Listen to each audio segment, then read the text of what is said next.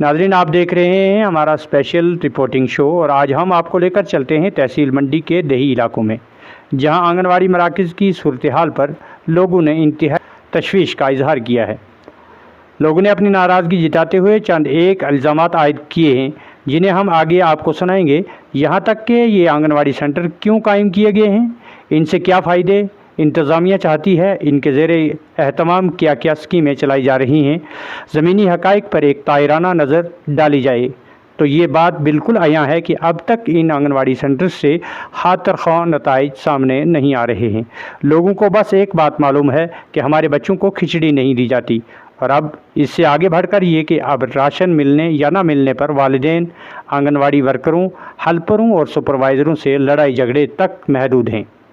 असल स्कीमों से ना ही वालिदैन को ख़बर है और ना ही उनकी रसाई।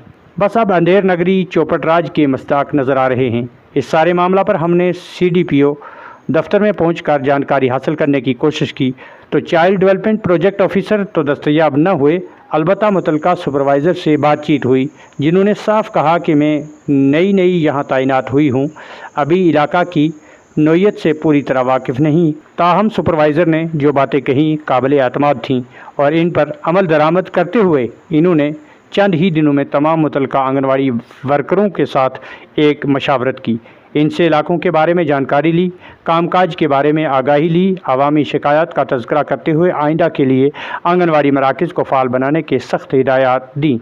लेकिन इससे पहले अवामी शिकायत को मंज़िर आम पर लाना ज़रूरी है। आइए सुनते हैं अवामी रद्द-ए-अमल। ये है कि इस इलाके में सेंटर 2-4 हैं, बन ये नीचे वाला बन, दरमियाना बन और बन बाला और नंगनाड़ी और शेखा हिल। लेकिन इस वक्त तो जहाँ तक मेरी तहकीक है कि आंगनवाड़ी ये बन दरमियाना, बन बाला और नंगनाड़ी आंगनवाड़ी ये तो काफ़ी अरसे से बंद है, कोई पता नहीं है कि वो हैं कहाँ हैं हेल्पर वर्कर। तो मेरी तो पहले यही अपील है कि उनको हाजिर किया जाए वहाँ पे और फिर देखा जाए कि वहाँ सामान को चेक किया जाए कि कितना सामान है यहाँ, जितना सामान जितनी स्कीम आंगनवाड़ी सेंटर में होनी चाहिए तो मुझे वो नज़र नहीं आ रही है। मैंने काफ़ी सेंटर में चेक भी किया तो बाकी बच्चे चेक देने की सरकार को और हमने कोई फायदा ना जी नहीं देने की। मैंने उसमें नाम जान तो किया। मेरा नाम साबिर हुसैन है। ये आंगनबाड़ी साइड सेंटर को लेकर हम यही कहना चाहेंगे कि यहाँ 6 महीने से वर्कर नहीं आए हैं यहाँ पे। बाद यहाँ हमारे बच्चे भी आते हैं लेकिन हमें कोई किसी किस्म की सहूलियत हमारे बच्चों को नहीं मिलती यहाँ पर। उसके बावजूद भी सब सामान रखा हुआ है, बच्चों के खिलौने वगैरह सब कुछ रखा हुआ है, लेकिन वर्कर यहाँ पर 6 महीने से नहीं आए। हमें हमारे बच्चों को कोई किसी किस्म की कोई फराहम नहीं हो रही है कोई चीज़।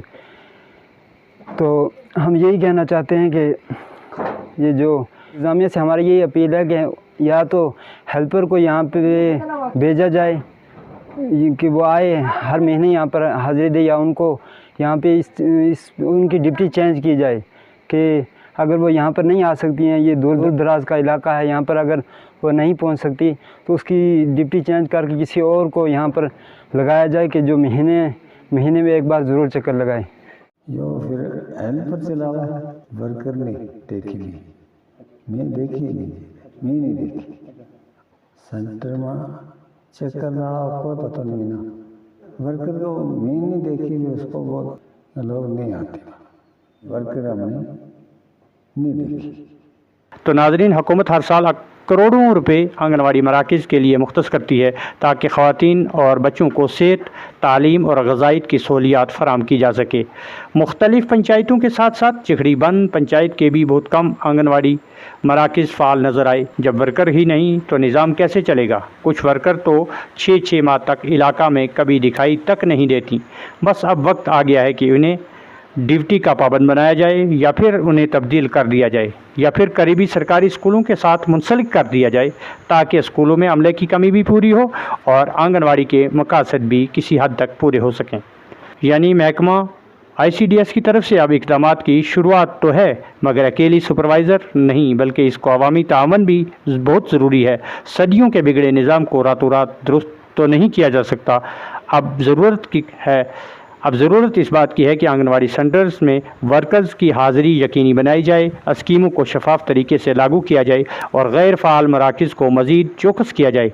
और अगर ऐसा न हुआ तो न सिर्फ आवाम का एतमाद ख़त्म होगा बल्कि गरीब और पसमानदा तबका जिसके लिए ये मराकज़ कायम किए गए हैं हकूमती सहूलियात से मुकम्मल तौर पर महरूम रह जाएंगे। नाज़रीन, ये थी आज की ख़ुसूसी रिपोर्ट। अगर आपके इलाका में भी ऐसी कोई शिकायत हैं तो कमेंट्स में ज़रूर बताएं ताकि आपकी आवाज़ मुतलका हुकाम तक पहुंचाई जा सके। शुक्रिया के साथ रूरल वॉइस की पूरी टीम को दीजिए इजाज़त। खुदा हाफिज़।